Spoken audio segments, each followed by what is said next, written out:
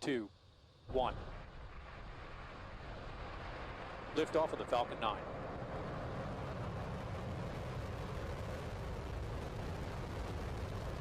Falcon 9 had cleared the towers.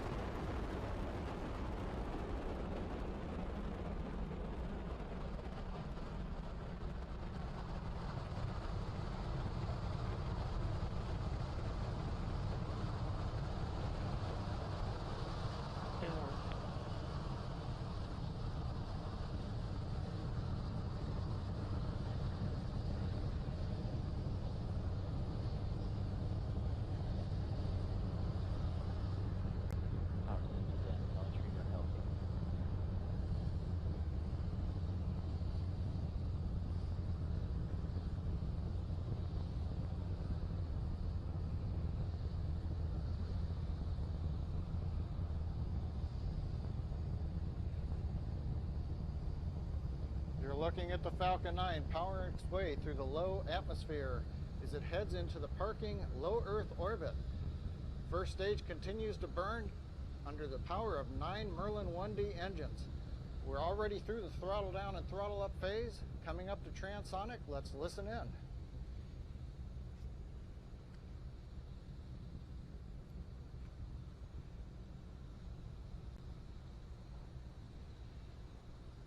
Currently, Falcon 9 has gone through the supersonic speed transition, what we call going transonic.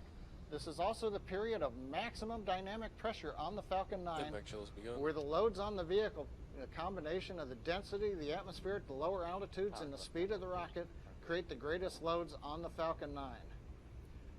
We've just heard the call in that MVAC-D chill-in looks good. We've begun passing liquid oxygen to the turbopump on the second stage engine, getting that turbopump cold as we get ready for ignition of the upper stage, coming at about T plus 2 minutes and 44 seconds.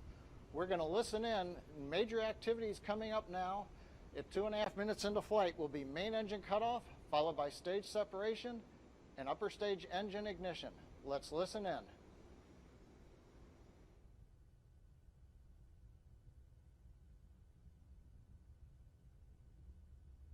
This is the OSM.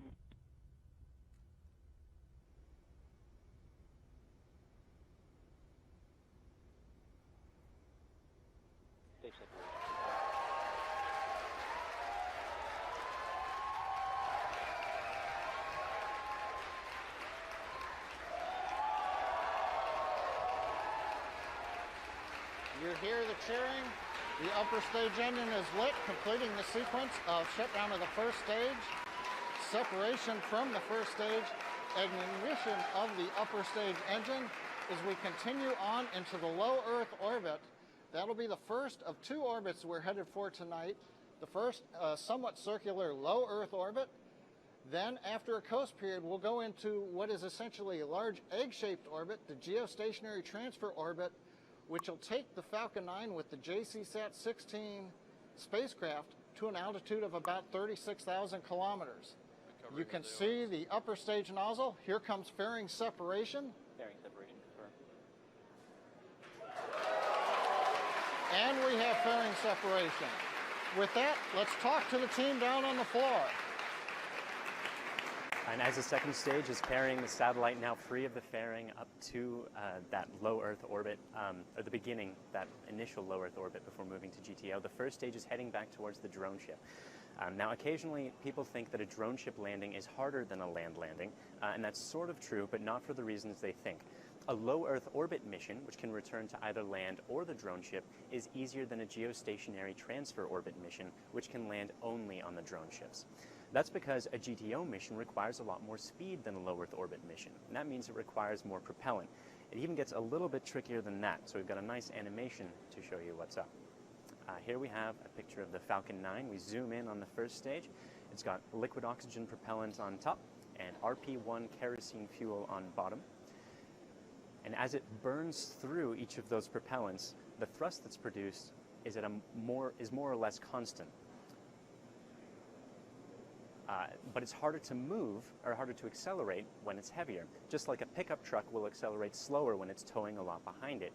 So when you burn 20 seconds worth of fuel at the beginning of the flight, you've only added about 200 kilometers per hour to your speed. But 20 seconds worth of fuel when the rocket's almost empty, just before main engine cutoff, adds more than 2,000 kilometers per hour to your speed. So, sort of perversely, it's really the fact that we don't have much propellant left that allows us to reach the speeds required to reach GTO. And if you don't have much propellant left, of course, then you can't do a long re-entry burn to minimize the re-entry forces on the vehicle, and you get much less of the control that comes with a longer single-engine landing burn. So it's really the GTO landings that are hard, not necessarily whether the first stage is landing on a drone ship.